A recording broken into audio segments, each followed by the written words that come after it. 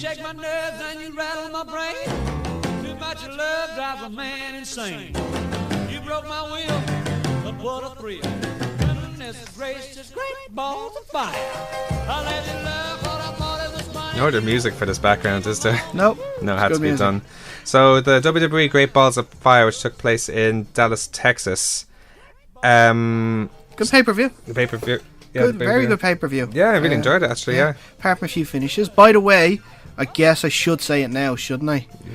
I wasn't going to bring it I up, say but okay. congratulations are in order for you. Thank you. You have won the first prediction league. First, I know, and it was only the starts. Yeah. Like, I haven't leads, but, you know, it's only one in. You were ahead. You won by 16 points to 12. To your 12, yeah. And I could have won. I will always now look at Sasha Banks with disdain because of the way that match finished. It was Alexa Bliss. No, you have no reason to blame Sasha Banks. It was Alexa Bliss's fault, and you know it. Damn it, Alexa. Well, we'll talk about it now anyway. Like the pre-show for match first, Neville against Akira Tozawa for the Cruiserweight title. Amazing stamina endurance from Tozawa. Like it's amazing how fit some of the wrestlers are, but in Tozawa's case, he hit Neville with 2 running headbutt dives in quick succession. In, out. In the ring, out again. Similar to Seth Rollins, what he does as well when he has a momentum. He does two suicidas at the same time. It's a good match. I dare say, kind of a run-of-the-mill champion against a green challenger sort of thing. I don't know. I thought he gave him a match. It was a good match. I did enjoy it. The Tozawa definitely seemed like is a threat to the title. Like so for Neville. Like there's no question about that. Yeah, I know. It's just after what we spoke about last week with the Cruiserweight division, it is in a really delicate state at the moment, and how they proceed, how they move forward is going to be very, very important. I agree there. So we'll have to see what happens. All the same, like, I'm sure they'll be able to bounce back one way or another. Anyway, Tozawa beautifully countered Neville's firearm carry into an octopus stretch, which Neville made the ropes to break the submission. Tozawa almost pinned Neville with a roll up following Neville's missed Phoenix Splash, and then Tozawa nails a top rope senton drop on Neville, but only Neville just moved out of the ring before he could pin him. And in the end, Neville caught Tozawa on the top rope, where his legs were between the top rope, and kicked the top rope when the ref wasn't looking, before spin kicking Tozawa to pin him to win the title. It was a kind of a strange finish, if I'm brutally honest.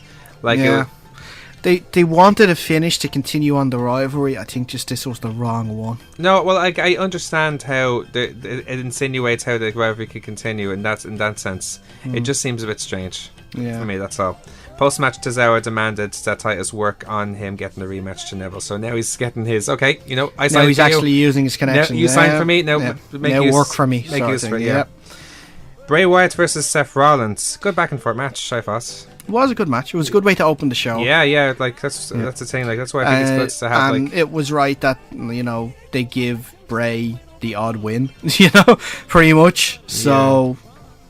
Yeah, Rollins tried to attack Wyatt from the ring to Wyatt on the outside. In the end, though, Wyatt poked Rollins' eye when the ref was distracted, which he took advantage of by finished Rollins with his sister Abigail for the win. So that was, again, a good match. What's good is that it's back and forth. Like it's it's what you want from the match, where it's still telling the right story. And now hopefully it'll be going on. Like I like to think so. Like, what about yourself? You weren't sure about it last week. I'm still not sure about it.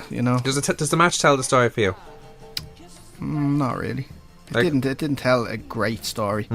It's meant to be like this guy's showing how he's a god. How does a god need an eye poke to win? Yeah. It's karma.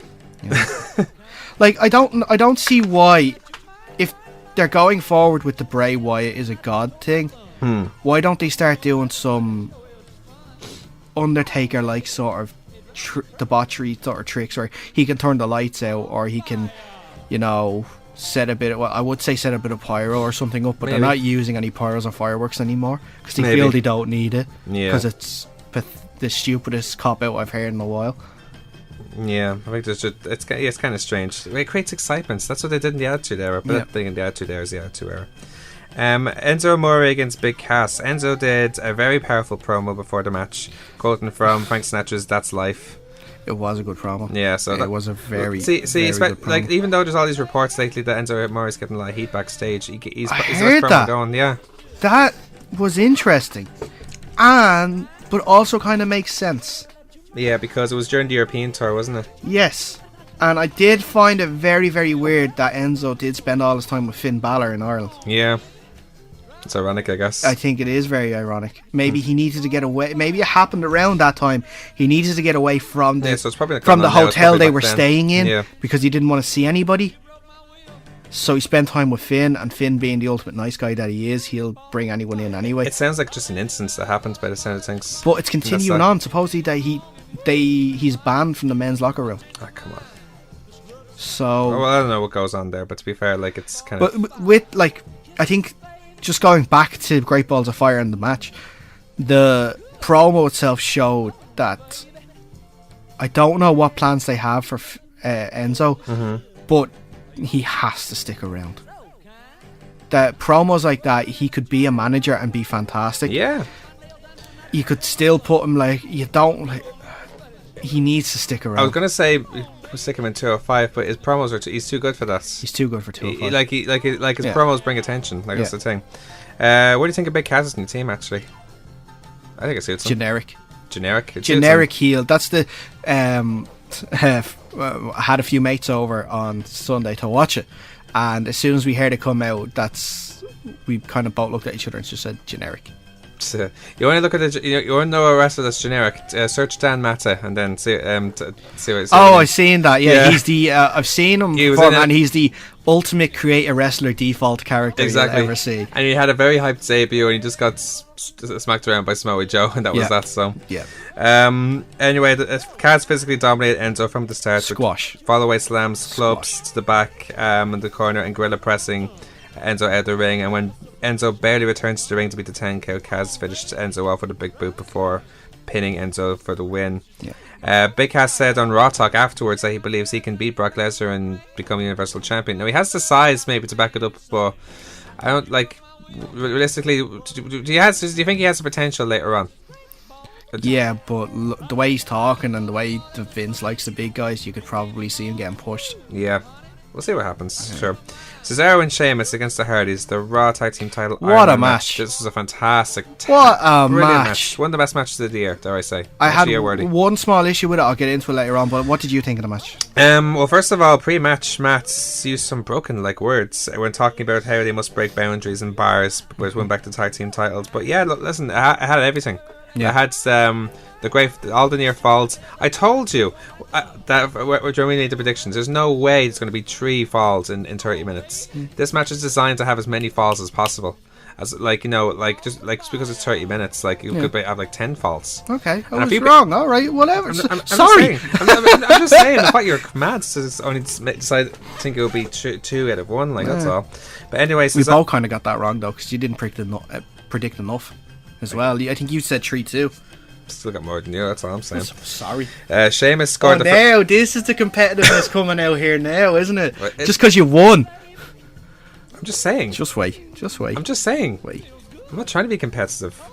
Here's yourself saying just wait. You're as bad as you're worse than me, in fact. Oh, I knew from day one I was, but you were playing the coy sort of calm character. Now it's coming out. That's what you think. Sheamus won the first fall when Cesaro distracted Matt Hardy before Sheamus hit the bro kick on Matt for the win. Genius. Almost 10 minutes in, then Cesaro and Sheamus hit the super white noise on Jeff before pinning him for the second fall to go 2 up. Jeff pinned Cesaro following a poetry in motion side effect and twist of fate to win the third fall to go make the score 2-1. Cesaro and Sheamus won the fourth fall by count out after Matt got counted following a Cesaro attack where he hit Matt against the ring post to go 3-1 up. Cesaro and Sheamus' teamwork actually was excellent at times. They're almost revival-like, dare I say. Yeah.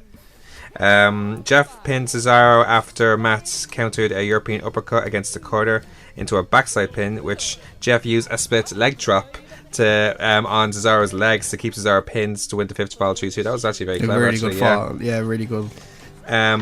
It seems the ref botched the fall when Matt moonsaulted Sheamus, but when he clearly only counted to 2 though.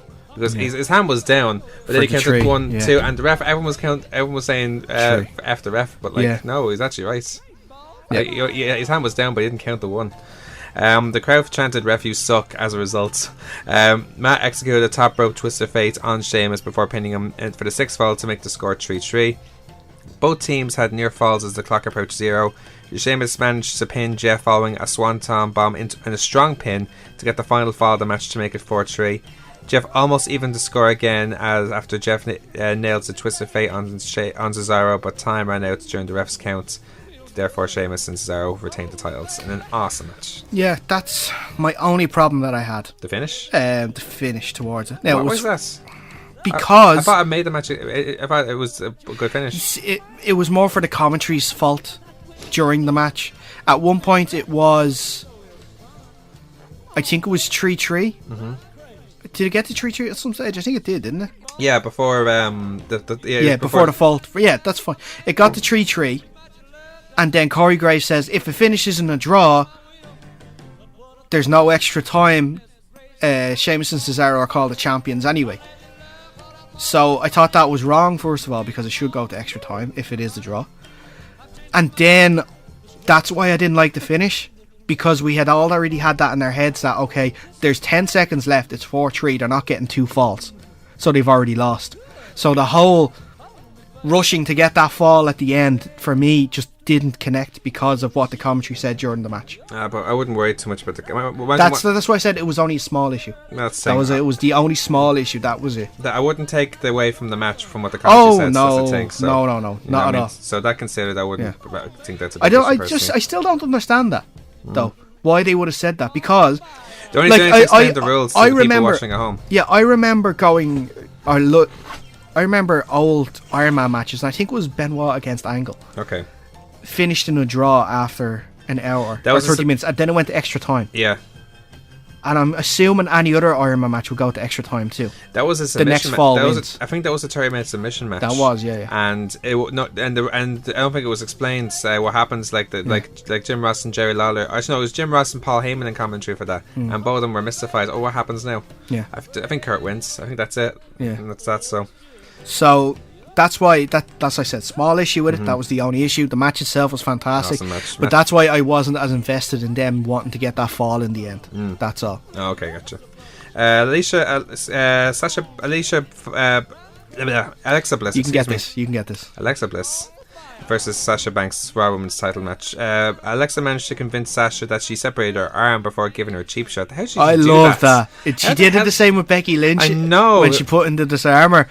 And I love she's double jointed, but it's fantastic. I love it. Nasty bump on the apron from Sasha after Alexa made her trip. Actually, she can really she knows how to take a bump. Yeah, does Sasha Banks. Awesome mannerisms from Alexa during this match. That's actually I did criticize Alexa over the last few weeks, especially during the predictions, saying sometimes I'm not convinced by her title run. But by God, she knows when she shows up, she shows up. She's her mannerisms are as good as anyone in WWE, in my opinion. She really knows how to work the crowd and tell that story during the match, which I admire. Sasha almost submitted Alexa with her bank statement after countering Alexa's splash into a moonsault. What she called that again, actually? Splash into a moonsault? Yeah, when she goes and she turns into moonsaults. What is that called again? Yeah, but Alexa managed to reach for the rope. Alexa then got herself counted out after separating herself for Sasha to deliberately lose in that match but retain her title. Sasha chased Alexa down to the ramp, but Alexa fought back to almost CDT her through the announce table. Sasha, however, pushed Alexa off the stage and double kneed her from the announce table to the floor. Which was class. Which was pretty class, alright, yeah. I've no idea what it's called. Something Bliss or something like that, isn't it? Yeah. Sheer Bliss or something? That's it. I think that's it, actually. Are you sure? I don't think so. Maybe. I'm guessing. I remember I forgot it before and I couldn't remember either. She doesn't do it enough. Yeah. Could we also mention the fact that this was the Great Balls of Fire was also the Great Balls of Blood match, or Great Balls of Blood pay-per-view? The amount of people that got cut open during this. Matt, first of all, they got his eyebrow nearly taken off. Yeah. Alexa Bliss was bleeding from the mouth as well. I didn't know that, actually. After it, I think Dean Ambrose was bleeding at one point, and then obviously we'll get into it later on. Braun Strowman. Oh, God, yeah, Braun Strowman. For a PG, there was a lot of blood. A lot of blood. It's literally a horror movie instead of like all this monster movies like they were promoting the last few weeks. The Miz and Dean Ambrose Intercontinental title match, a very good technical wrestling match. I thought both of them like were on point and everything. I thought like it's a good match. I just can't get into it. I'm like, you know, the story I can read, like, you know, Miz has everyone protecting him now, and Dean is powerless now. So it intrigues me now. It's probably nothing else going to come with this now, but like it'll be interesting to see who can come in and interrupt that. Like, by the way, like that's what I like about it. Yeah, no, I just who on earth stands Bo Dallas? I don't know. I really don't. Like I think like what happened was like like when he was in NXT, he was all white trunks, bit of a belly going. Now look at him. Yeah. It's basically who's he look like? He looks like a lead singer for a rock band. Yeah, it's. I don't know. Is he trying to look like Johnny Depp or something like that? Maybe. Ambrose's knee seemed to be hurt during the match, which Miz tried to take advantage of with attacks and submissions to his knee. Whilst Maurice tried to distract the referee, Dallas and Axel tried to attack Ambrose before fighting back and eventually diving on them and the Miz to the outside.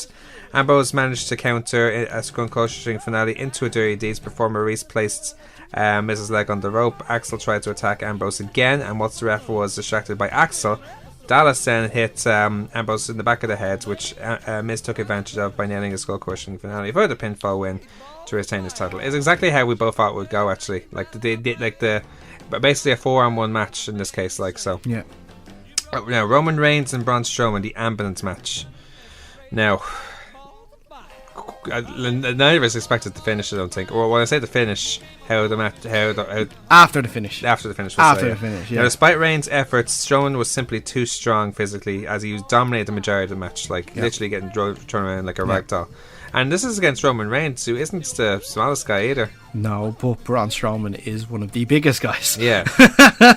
Reigns fought back to try and re-injure Strowman's bad shoulder, but some moments when Strowman took Reigns' chair shots to the side with no effect. And he just stood there. Goldberg-esque. Yeah.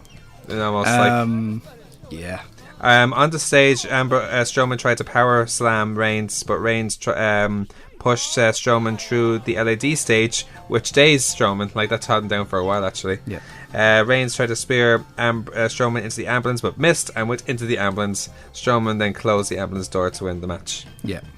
Yeah, to be honest with you, like I wasn't disappointed that Strowman won that match, but I think the way it finished maybe would be a different indicator of how the rivalry could end, if you like. There's a lot of... Obviously, there was a lot of comment online over what happened. Do you think it was a double turn? In a way, because let's think about it. We'll go into it when we talk about Raw. Like, he wasn't very face Roman Reigns next night. He wasn't very heel either, though. He wasn't, though. It's hard to say, to be honest. He was back to being Roman again. Oh no! See again. He couldn't. This is at this stage. I don't hold any hope from to turn heel. This is purely just him and WWE trolling every single member. It's not even that. It totally is. It's just, it seems like it's a different logic for Reigns as opposed to everybody else. I don't know. Reigns got out of the ambulance, attacked Strowman and put him in the ambulance. Reigns then drove the ambulance into the car park and crashed the ambulance backwards into a truck, trapping Ambrose in the ambulance. And when Strowman was released, he managed to walk away despite being covered in blood and struggling to keep his balance. Kurt was in prayer at one stage, like when the fire department tried to release. Roman Reigns attempted to murder Braun Strowman. Pretty much. That's quite heelish. He attempted to murder a man, and he ran away from the scene. That's attempted murder. And now he has a number one contenders match next week. Yeah. And by the way, he lost that match on Sunday. And he still has a number one contenders match next week. Because Strowman isn't there. I have my idea how it's going to work out, and I think I'm right. Okay. Because I put it in the prediction video, and I think it's actually going to happen. Okay. I think it's the Fatal 4-Way. Oh, I would love that to happen. I think it's the Fatal 4-Way. Oh, please happen. Please happen. Kurt Hawkins versus Heath Slater. I actually didn't know how that finished because they were showing the rest of the ambulance, showing getting out of the ambulance, so we didn't actually see the finish of that match. But the crowd was chanting, "We want Balor." Enough said. Yeah, it's look, we'll just go red in the face the amount of times we talk about how Balor's being underused. So yeah, let's not. Now we'll get on to the main event: Brock Lesnar versus Samoa Joe, Universal Title match. No ring jump for Brock for a change. When was the last time? Because there's no pyro to do it anymore. Oh, of course. What's the point in him doing that if there's no pyro? Yeah, but it doesn't mean he can't do it. Yeah, it kind of does, because then there's no point in doing it.